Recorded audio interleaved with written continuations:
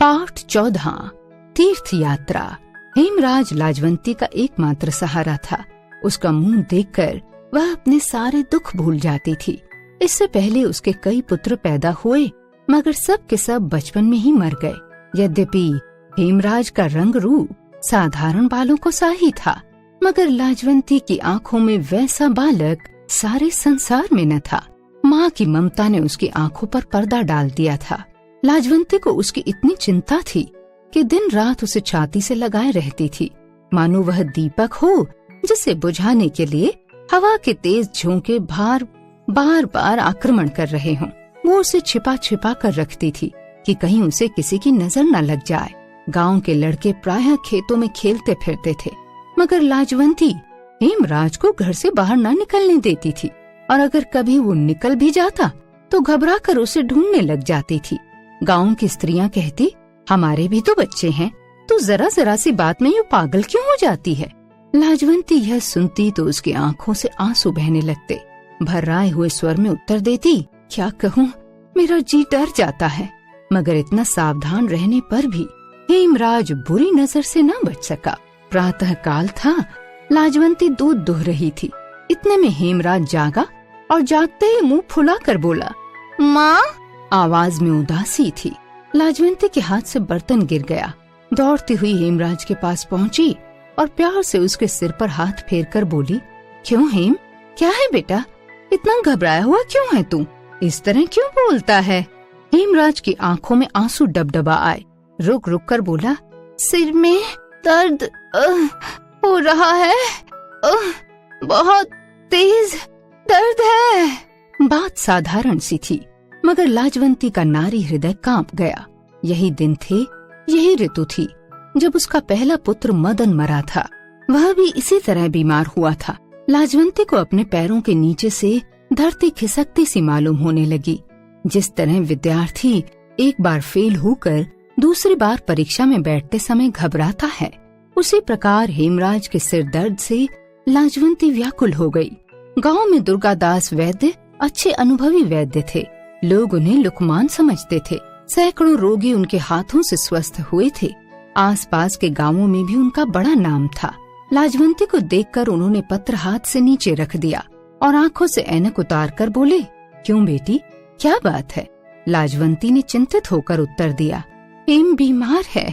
वैद्य जी ने सहानुभूति के साथ पूछा, कब से। आज ही से, कहता है सिर में दर्द है।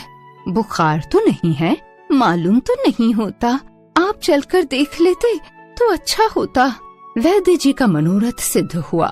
उन्होंने जल्दी से कपड़े बदले और लाजवंती के साथ चल दिए।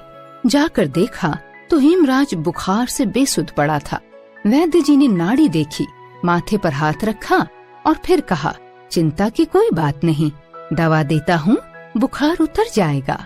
लाजवंती के डूबे हुए हृदय को सहारा मिल गया। उसने दुपट्टे के आंचल से अठन्नी निकाली और वैद्य जी को भेंट कर दी। वैद्य जी ने मुंह से नहीं नहीं कहा, मगर हाथों ने मुंह का साथ न दिया। उन्होंने पैसे ले लिए। कई दिन बीत गए, परंतु हेमराज का बुखार नहीं उतरा। वैद्य जी ने कई दवाइयां बदली, परंतु किसी ने अपना असर न दिखाया। लाजवंती की चिंता बढ़ने लगी। वह रात रात भर उसके सिरहाने बैठी रहती। लोग आते और धीरज देकर चले जाते थे, परंतु लाजवंती का मन उनकी बातों में न लगता था। वह डरी डरी सी रहती और पूरी शक्ति से हेम की सेवा में लगी रहती थी। एक दिन उसने वैद्य से पूछा, हकीम जी, आखिर क्या बात है जो ये बुखार उतरने का नाम नहीं लेता। वैद्य जी ने उत्तर दिया, मियादी बुखार है। लाजवंती चौंक पड़ी। उसने तड़प कर पूछा, मियादी बुखार क्या। अपनी मियाद पूरी करके उतरेगा, पर कब तक उतरेगा। 21वें दिन उतरेगा, इससे पहले नहीं उतर सकता। आज 11 दिन तो हो गए हैं, बस 10 दिन और हैं। किसी तरह ये दिन निकाल दो, भगवान सब भला करेगा। लाजवंती का माथा ठनका। हिचकिचाते हुए बोली, कोई अंदेशा तो नहीं, सच सच बता दीजिए। वैद्य जी थोड़ी देर चुप रहे। इस समय वे सोच रहे थे कि उसे सच सच बताएं या न बताएं। अंत में बोले, देखो बुखार सख्त है, हानिकारक भी हो सकता है। मेरी राय में तो हेम के पिता को बुलवा लो तुम। लाजवंती सहम गई। रेत के स्थलों को मीठे जल की नदी समझकर जब हिरण पास पहुंचकर देखता है कि नदी अभी तक उतनी ही दूर है, तब जो दशा उसके मन की होती है वही दशा इस समय लाजवंती की थी। उसे आशा नहीं, विश्वास हो गया था कि हेम एक आध दिन में ठीक हो जाएगा। फिर उसी तरह खेलता फिरेगा, उसी तरह नाचता फिरेगा। माँ देखेगी, खुश होगी, लोग बधाइयाँ देंगे। मगर वैद्य की बात सुनकर उसका दिल बैठ गया। आशा के विपरीत निराशा सामने आकर खड़ी हो गई। उसका पति रामलाल मुल्तान में नौकर था। उसने उसे तार भेजा, वो तीसरे दिन पहुंच गया। इलाज दुगनी सावधानी से होने लगा, यहाँ तक कि 10 दिन और भी बीत गए। अब 21वां दिन सिर पर था। हेम की देह अभी तक आग की तरह तप रही थी। लाजवंती और रामलाल दोनों घबरा गए। सोचने लगे, क्या बुखार एकाएक उतरेगा? वैद्य ने आकर नाड़ी देखी तो घबरा कर बोले, आज की रात बड़ी महत्वपूर्ण है, सावधान रहना, बुखार एकाएक उतरेगा। लाजवंती और रामलाल दोनों के प्राण सूख गए। वैद्य के शब्द किसी आने वाली मुसीबत की पूर्व सूचना थे। रामलाल दवाएं संभाल कर बेटे के सिरहाने बैठ गया, परंतु लाजवंती के हृदय को चैन न था। उसने संध्या समय थाल में घी के दीपक जलाए और मंदिर की ओर चली। इस समय उसे आशा अपनी पूरी जीवन शक्ति के साथ सामने नाच करती हुई दिखाई दी। लाजवंती मंदिर पहुंची और देवी के सामने देर तक रोती रही। जब थक कर उसने सिर उठाया तो उसका मुखमंडल शांत था, जैसे तूफान शांत हो जाता है। उसे ऐसा लगा मानो कोई दिव्य शक्ति उसके कान में कह रही है, तूने आंसू बहाकर देवी के पाषाण हृदय को मोम कर लिया है। लाजवंती ने देवी की आरती उतारी, फूल चढ़ाए, मंदिर की परिक्रमा की और प्रेम के बोझ से कांपते हुए स्वर से मनौती मांगी। देवी माता, मेरा हेम बच जाए तो मैं तीर्थ यात्रा करूंगी। ये मनौती मानने के बाद लाजवंती को ऐसा जान पड़ा जैसे उसके दिल पर से किसी ने कोई बोझ हटा दिया है, जैसे उसका संकट टल गया है। वो निश्चिंत हो गई कि अब उसके हेम को कोई भय नहीं है। लौटी तो उसके पांव जमीन पर न पड़ते थे। उसके हृदय सागर में आनंद की तरंगे उठ रही थी। वो दौड़ती हुई घर पहुंची तो पति ने कहा, लो बधाई हो, तुम्हारा परिश्रम सफल हो गया, बुखार धीरे धीरे उतर रहा है। लाजवंती के मुख पर प्रसन्नता थी और आंखों में आशा की झलक। झूमती हुई बोली, अब हेम को कोई डर नहीं है, मैं तीर्थ यात्रा की मनौती मान आई हूँ। रामलाल ने तीर्थ यात्रा के खर्च का अनुमान किया तो हृदय बैठ गया, परंतु पुत्र स्नेह ने इस चिंता को देर तक न ठहरने दिया। उत्तर दिया, अच्छा किया, रुपए का क्या है, हाथ का मैल है, आता है चला जाता है। परमेश्वर ने एक लाल दिया है, वो जीता रहे, यही हमारी दौलत है। लाजवंती ने स्वामी को सुला दिया और आप रात भर जागती रही। प्रभात हुई तो हेम का बुखार बिल्कुल उतर गया था। लाजवंती के मुखमंडल से प्रसन्नता टपक रही थी, जैसे संध्या के समय गौओं के स्तनों से दूध की बूंदें टपकने लगती हैं।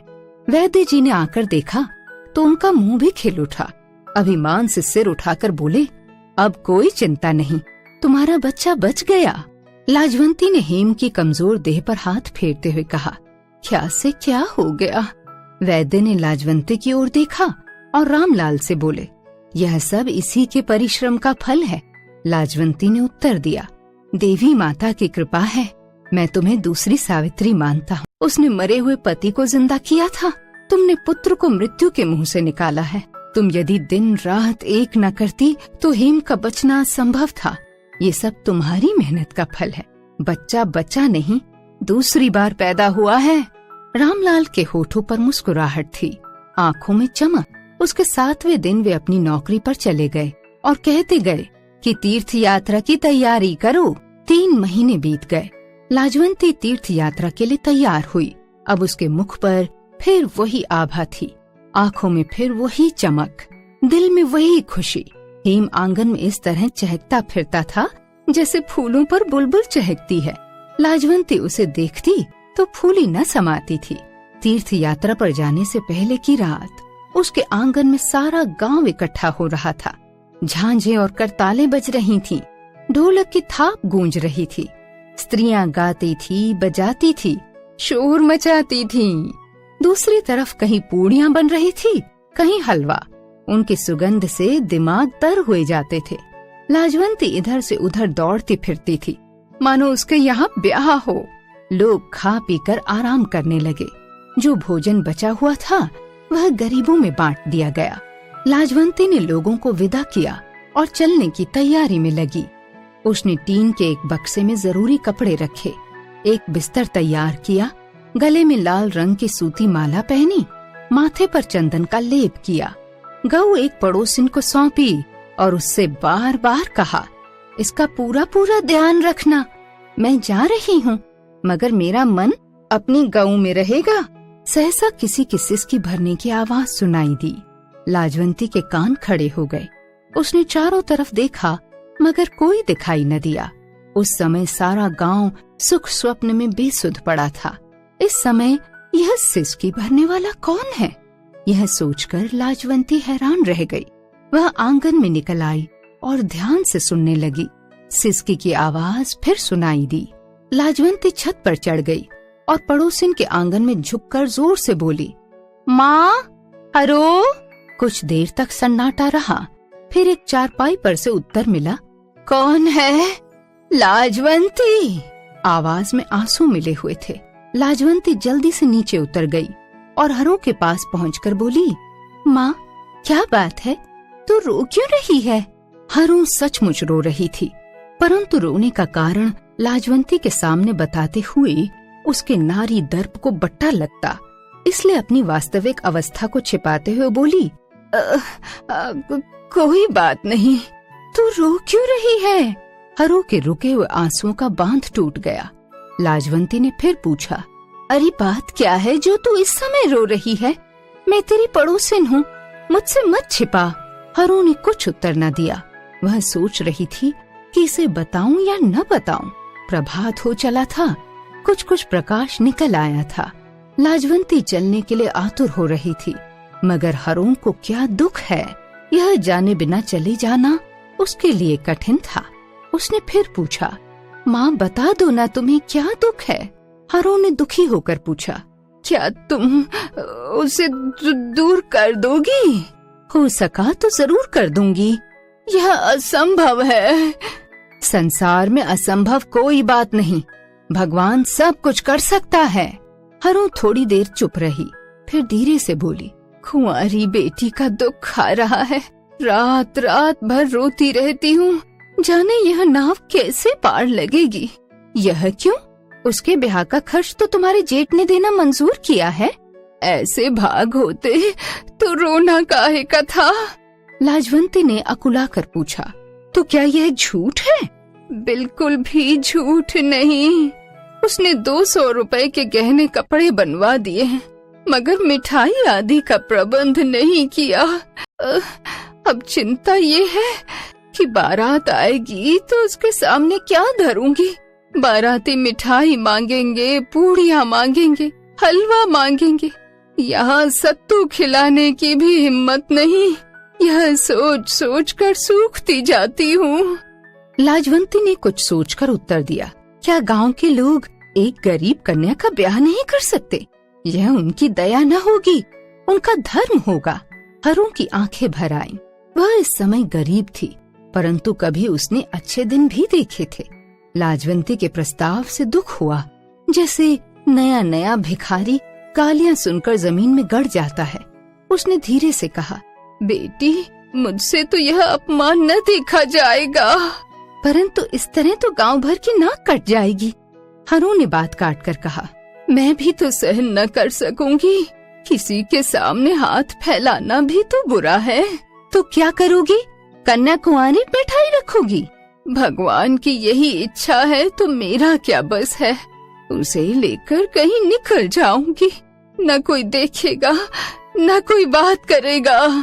लाजवंती हरो की अवस्था देखकर कांप गई। उसे ऐसा लगा जैसे कोई कह रहा है कि अगर ये हो गया तो ईश्वर का कोप गांव भर को जलाकर राख कर देगा। लाजवंती अपने आप को भूल गई। उसका हृदय दुख से भर गया। उसने जोश में कहा, चिंता न करो, तुम्हारा संकट मैं दूर करूंगी। तेरी बेटी का ब्याह होगा।